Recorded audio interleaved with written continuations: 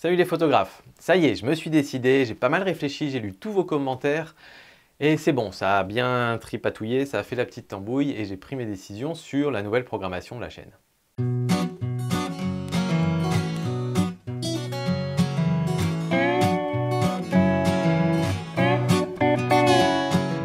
Alors vous inquiétez pas, ça va rester mon petit réflexe, ça va rester mpr.photo, la chaîne que vous connaissez, avec la même ambiance, les mêmes idées, etc. Mais j'avais partagé avec vous mon envie de faire des choses un petit peu plus travaillées, un petit peu plus préparées, et ça nécessitait de diminuer le nombre de formats. Donc voilà, j'ai pas mal réfléchi à tout ça. Et donc déjà, il y a quelques formats qui vont disparaître, ou en tout cas se faire très rares. Comme je vous l'ai dit, les revues de photos mensuelles, j'avais l'impression de faire un peu le tour, donc celles-là, on va pas les conserver. Il y en aura probablement une de temps en temps, mais peut-être une ou deux par an qui ressortiront comme ça quand j'en aurai envie. Les revues des tipeurs vont continuer, mais par contre, elles vont être sur la page Tipeee. Donc si vous allez là maintenant sur la page Tipeee de mon petit réflexe, vous allez dans la partie news et vous avez un épisode qui est disponible. C'est disponible pour tout le monde, hein, pas que pour les tipeurs, c'est en public, donc vous pouvez aller les chercher là-bas. Mais je les mets là-bas parce que je sais qu'au moins tous les tipeurs sont notifiés et c'est vrai que c'est eux les premières cibles de la revue des tipeurs. Mais si vous tenez vraiment beaucoup à ces revues, vous les retrouverez de toute façon là-bas et elles resteront en ligne tout le temps. Et je pense que chaque mois dans les MPR News, je vous mettrai en plus le lien vers la... Enfin voilà, je vous referai une petite piqûre de rappel là-dessus si vous voulez. Voilà, donc ça c'est mon moyen aussi de déplacer les revues un petit peu ailleurs et de faire en sorte qu'elles soient plus dans le flux de la chaîne parce que pour moi c'était le format qui est vraiment complètement différent du reste des vidéos. Donc voilà, c'est une petite décision que j'ai prise, j'espère que ça fonctionnera bien comme ça pour vous. Pareil, une fois de temps en temps, il y aura peut-être une revue des tipeurs qui refera surface sur la chaîne en public, on verra bien. Deuxième chose, les sorties photos. Comme je vous l'ai dit, moi je vais continuer évidemment à faire plein de sorties photos parce que c'est ce que j'aime faire voilà, pour les photos de paysage et compagnie. Mais je ne vais plus nécessairement les filmer et en faire des vidéos parce que c'est, comme je vous ai dit, énormément de travail pour finalement des résultats qui ne sont pas forcément extraordinaires. Je sais qu'il y en a certains qui aiment beaucoup ce format. Moi perso, j'aime beaucoup ce format, mais voilà, c'est beaucoup trop de travail pour peu de résultats entre guillemets.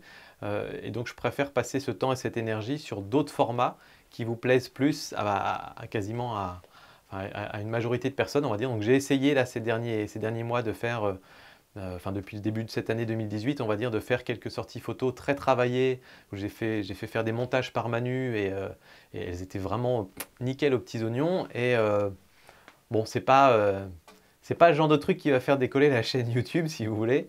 Et donc ce sera de toute façon jamais rentable, entre guillemets, si on peut dire les choses comme ça. Mais surtout, ça me prend beaucoup de temps.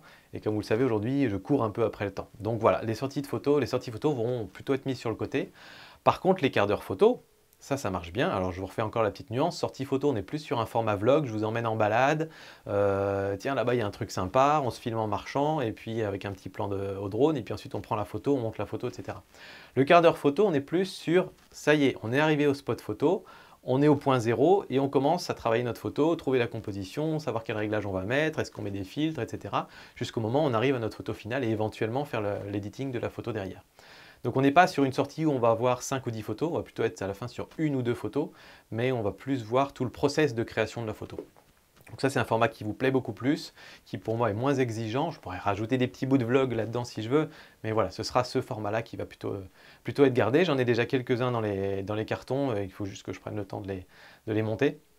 Mais ça c'est un format qu'on va continuer sur la chaîne avec grand plaisir de toute façon. Les MPR News évidemment je les garde. Alors c'est d'une manière générale, je vais stopper les programmations régulières.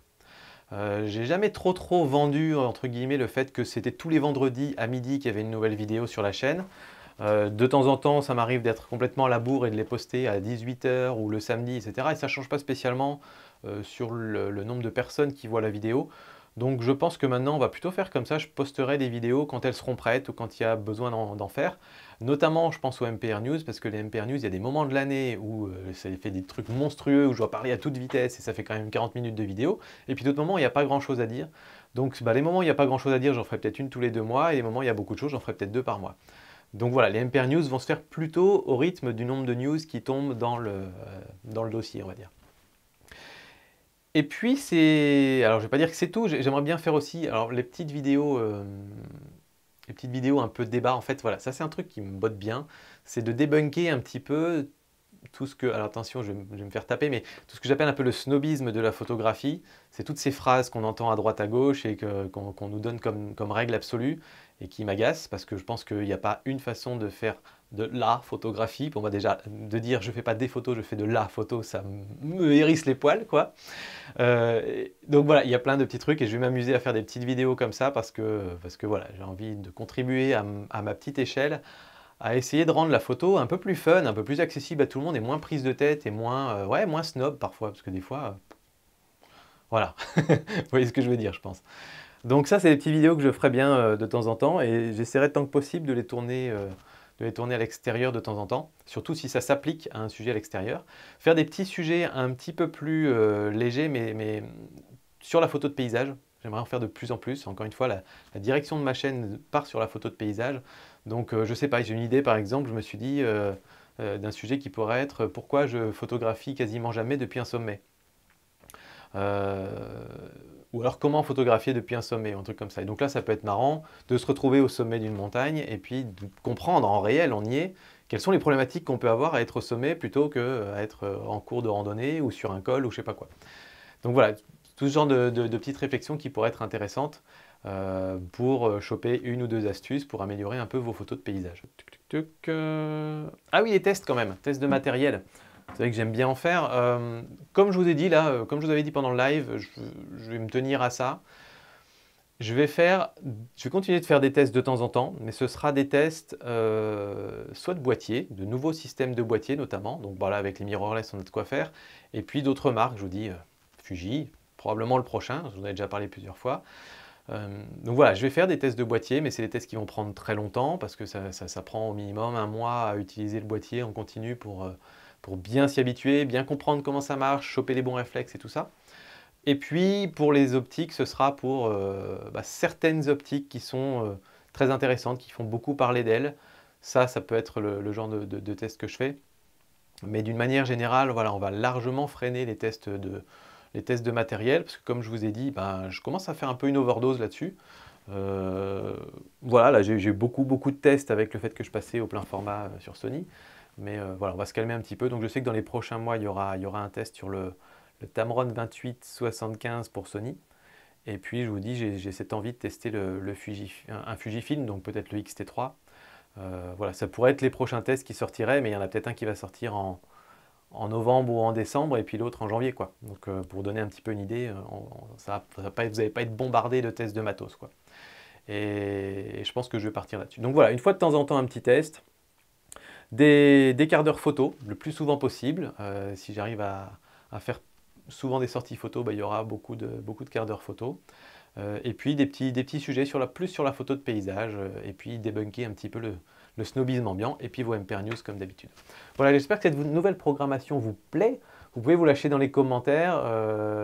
Comme vous le savez, de toute façon, vous m'avez tous dit avec beaucoup de gentillesse, c'est ma chaîne, donc je fais ce que je veux.